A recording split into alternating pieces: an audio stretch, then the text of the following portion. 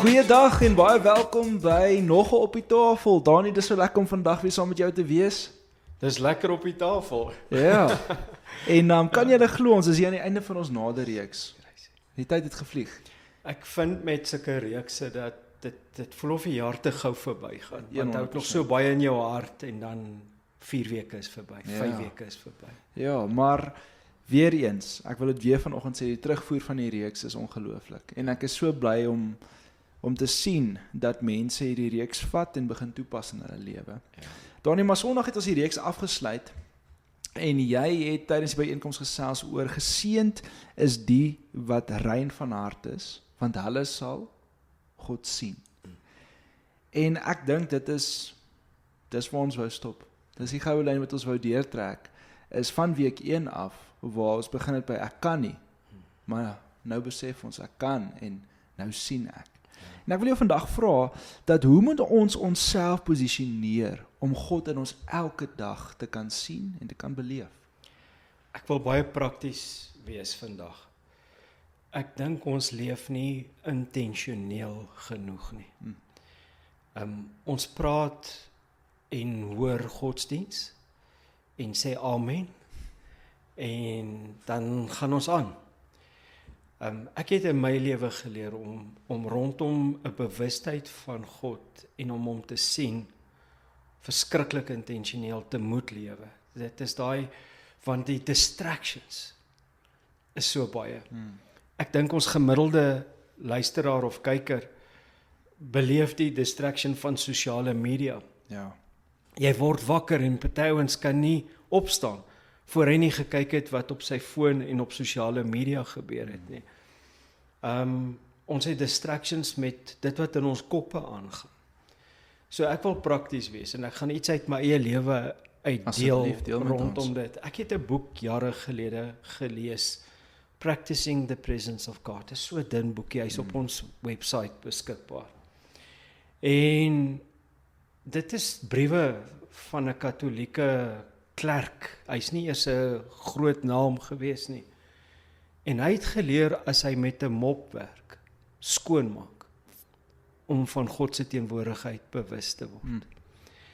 En ek het rituele in my lewe ingebring. Nou dit klink snaaks, maar you have to practice the presence of God. So ek gaan vinnig daaroor praat is.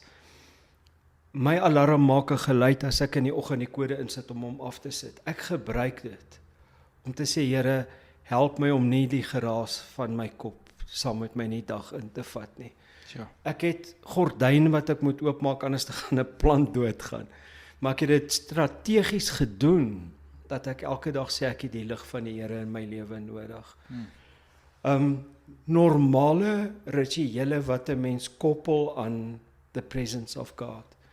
Wanneer Dani regtig swaar kry, sal ek selfs 'n bandjie dra.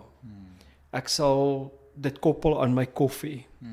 Ek sal dit koppel aan sekere goed. We need to practice the presence of God. Ja.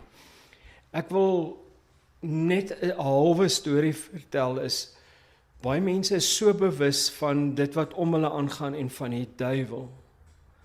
Maar ons het vergeet, en hier is die kern waaroor ek Sondag ook gepraat het. Die aarde behoort aan die Here en die volheid daarvan. Amen. En ons kan hom regtig begin, as ons intentioneel lewe, sien in die natuur, in die werk, in die moeilike tye, in die goeie tye. Ons wil die Here, mense sien maklik, godsdienstig sien ons maklik die Here in 'n voorsiening.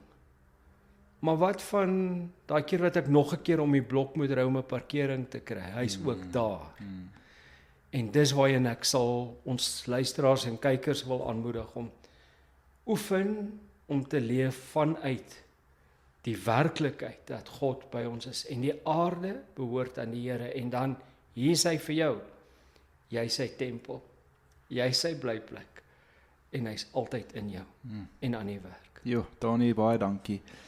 Ek dink wat ek vandag by jou net weer hoor is dis 'n daaglikse besluit om bewus te word van die Here En bewus te leef. en bewus te leef, ja.